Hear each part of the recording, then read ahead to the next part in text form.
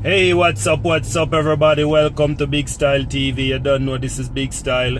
Big up to all my viewers and subscribers. If you're not yet subscribed, subscribe to the channel now. You know what time it is.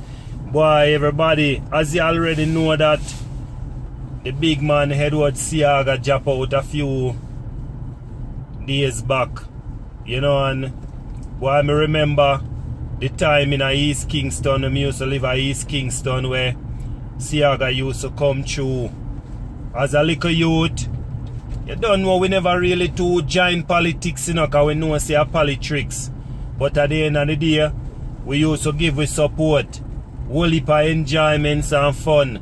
Because you don't know, as a youth we living in the garrison area, you know, you can't go and show say boy, you know, in the politics thing you have to, you know, anything to do with wrong.